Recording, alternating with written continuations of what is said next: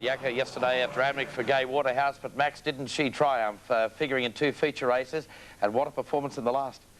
Yes, Gay is certainly the star of the current Randwick Spring Carnival. Of course, she comes up before the stewards tomorrow in what will be a very interesting hearing, and certainly the stewards are in an unrelenting mood. They outed Glenn Boss and Mick Dittman. Dittman was voted the best ride of the day on Amber. The stewards saw it differently. Mick did what he had to do. The stewards did what they had to do, and now the AJC Committee on Appeal will do, no doubt, what they think they've got to do. Talking about performance of jockeys, the legendary Frankie Dettori at Ascot overnight. We saw him in action at Doncaster just 2 weeks ago. 7 winners. He rode the whole card. What a performance. A remarkable feat. 7 winners anywhere, be it at Galargambone or Birdsville, is some feat. But to do it at Ascot at this time of the year too is remarkable. OK, well, Keith Hillier is joining us from Melbourne. The big meeting today at Moonee Valley, and Costa del Lago going around the Bill Stuff. But what a performance last week. Out of barrier 17, very few gave him a chance, but what a great challenge he's thrown out to the great Sydney Colts now. Yes, good morning to you, David and Max. He's a very exciting colt in Costa del Lago. He started wide at Caulfield. It was the ride probably of his career by Stephen King. You'll see in Costa del Lago come through on the rails, and if you watch closely, you'll see Stephen King patting in Costa del Lago on the neck before the post. Country Lane, simple as that. Another excuse and follow the riders last when they corner. Blazing Sun on the inside. Zuccarino wider out. Sober Suit coming at them. You remember looking for a way clear on the inside. Scenic Royale is coming with Lockray on the outside. Zuccarino tackled by Scenic Royale, who dashes to the front now. Then Lockray, simple as that, coming down the outside. But it's Scenic Royale in front, and Costa del Lago switches to the inside. He's flying in Costa del Lago. He's got there. Mighty win in Costa del Lago beats Scenic Royale. Yeah, plenty to cheer about there. Didn't the punters cheer a little later on in the afternoon in the Underwood, Keith, with a great return to form by Octagonal? Was it any coincidence that D. Beebler was aboard? Well, maybe it was, because something happened. It was a different Octagonal, and it told us, I suppose, that we shouldn't ride off a champion. I did, prematurely, but Octagonal, without the blinkers and with the jockey of the gods, was a different horse in the Underwood at Caulfield last Sunday. Clear of Circles of Gold, Cheviot, Furama Knights round the outside, followed by Count Chivas. Doremus behind him, hard ridden, and Octagonal the widest into the straight now. Bunched at the top of the straight. Celius took the lead now from station hand, running on Furama Knights. Sir Boom. Toil is barging into the open. Count Chivas coming down the outside with Octagonal. He's putting in on the outside. Celius the leader. Count Chivas and Octagonal. Octagonal and Count Chivas. Octagonal, he's back. Octagonal's won it by a long neck to either Count Chivas or Seascape. Despite a very, very good performance, Darren Beedman still figures that Octagonal is not back to the form he displayed in the autumn. Of course, Octagonal is going to have to take on Juggler.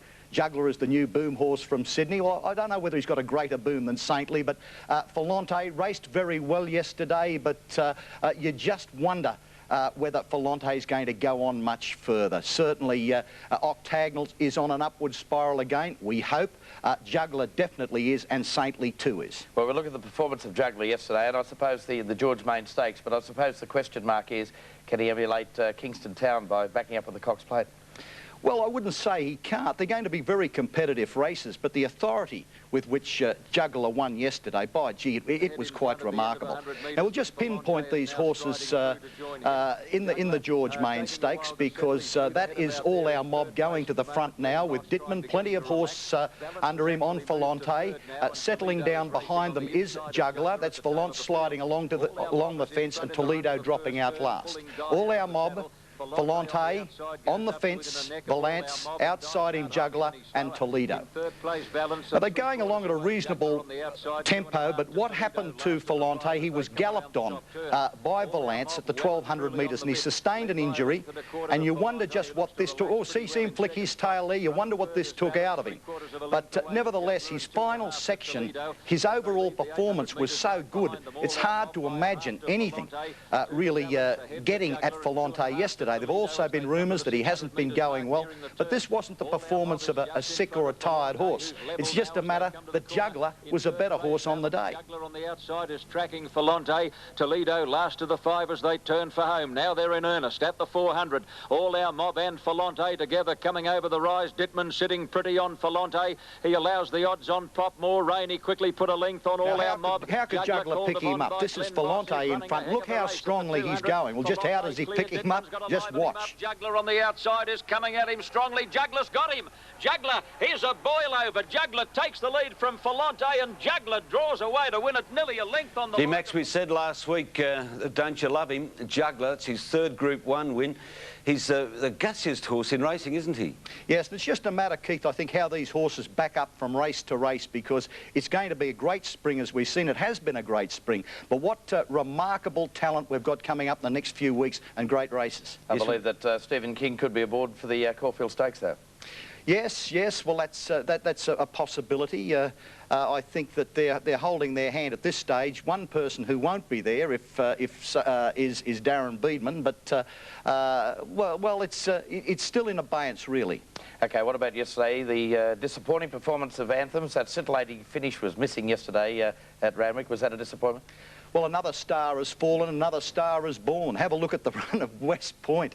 Now, while Costa de Lago was really outstanding last Sunday, I'd like you to note the performance of West Point yesterday too, and consider that this was this 3-year-old's only 3rd start. The scope for potential is enormous. West Point, Anthem's close to the fence, and Babu's Boy last as they come to the turn. 5 or 6 lengths covers the field. Sovereign State, Monet's Cove, Armadale on the outside. They're clear of King Ivor, followed by Intergaze. West Point under pressure. Anthems is now taken to the extreme outside by Darren Beedman as they top the rise. He's about 5 off the lead, but he's starting to unleash. It's Monet's Cove, Sovereign State, Intergaze, West Point joining in. Anthems on the extreme outside with the last run at them. Intergaze in the centre, just the leader over West Point, who's running a hell of a race. Intergaze and West Point are going to fight out the Stand Fox. West Point doing best. Geez, a good colt. And what a battle it should be, Keith, in Costa de Lago and West Point in the Caulfield Guineas. Well, that was a fantastic win. It was only his 3rd start, West Point. He raced 3 wide all the way and he won at Group 2 level, but it won't be a battle. And Costa de Lago is something out of the box. And this fellow, you're looking at $500,000 on 4 hooves there, because he costs $575, this son of Danehill West Point. That's 1,000, Max, not dollars. Note Anthems is not really getting to the line with a great deal of vigour. I wonder if his hard racing is starting to tell. That was not the right Anthems yesterday. Hopefully they can get him back. What about Mighty Mick on Mamselle Padrell? Oh, yes. Well, she's an outstanding mare, and Mick is an outstanding jockey. Of course, it would be a shame if Mick was out of the Randwick Spring Carnival, because racing, Keith, would be about the only sport or industry in the world where you take one of your major draw cards away for a big event. Yeah, that's true. And Glenn Boss, I believe, Max, does intend to appeal. He's out till after Caulfield Stakes Day. But he's Mick at his best on Mamselle Padrell, and like you too, I've got wonderful admiration for this mare. There are few, if any, better than her. Straightening up, Mamselle Padrell goes to him pretty easily though. Headstrong in 3rd place, and Forrester now pops the question to Persian Flyer, who's coming after Mamselle Padrell. On top of the rise, Mamselle Padrell the leader. Persian Flyer in 2nd place is after her now, followed by Headstrong and Hedge. Dittman goes for the whip on Mamselle Padrell. Persian Flyer got to a girth. He can't do any better. Mamselle Padrell holding him at bay. Well, Keith, any special for us today from Moonee Valley? Well, don't back in Costa de Lago because he'll be 5-2 on, but don't bet against him. Toil will win today. It's a bit of betting value. Okay, thanks to Keith Hillier and Max Presley. Look forward to their company on the program again next week. But now it's time to go back to the Cogra Leagues Club on the day of this grand final, 1996. One of their chief supporters is the Honourable Prime Minister John Howard. He's with Andy Raymond. Yes, thank you very much, David. A man who played his grand final earlier this year. John Howard, you went into your grand final as the underdog. Still in Britain, and champion jockey Frankie Dettori is the toast of the country after making history at Royal Ascot. Dettori broke the records when he rode all 7 winners at the meeting, making at least 2 punters very happy. Each collected $990,000 on an accumulator costing just $20. By the time Frankie Dettori and the 2,000 guineas winner Mark of Esteem arrived at the start for the Queen Elizabeth II stakes, Dettori had already claimed 2 winners out of 2 for Sheikh Mohammed's formidable Godolphin team. But a performance which was to rewrite racing's record book was only just beginning. When Pat Eddery made a move for home on the 1,000 guineas winner Bosra Sham, Mark of Esteem and Frankie Dettori were ready to pounce. Peter O'Sullivan is the commentator. And Mark of Esteem and Frankie Dettori, he completes a fantastic treble. Frankie, Mark of Esteem has won it from Bosra Sham.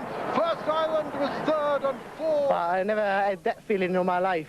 I mean, it's such a quality race. And to still be on the bridle of Fern Tour, you have to be exceptional. The hat-trick ensured that, despite stewards' instructions to the contrary, Ascot racegoers were treated to the best celebration in the business, for the first time. Within the space of 90 minutes, 3 out of 3 had become 6 out of 6, with just one race, the Gordon Carter Handicap, to go. In anticipation, Dettori's mount, Fujiyama Crest, on the far side, was back down from 16-1 to 2-1 favourite. Fujiyama Crest finding a bit more, and it's 7 for Frankie. Fujiyama Crest holds on for Northern Fleet. After the 5th one, he said, keep going now, you know, you rode 5, and you're probably never going to get this close. After the 6th went in, I just thought, well, it's impossible I'm going to be the 7th. And dream come true. It was the first time a jockey had won all 7 races on a card in this country. Such is Dettori's popularity, one bookmaker described it as the worst day in his trade's history. Yeah, you're going to be happy about that. Finally, one of the world's toughest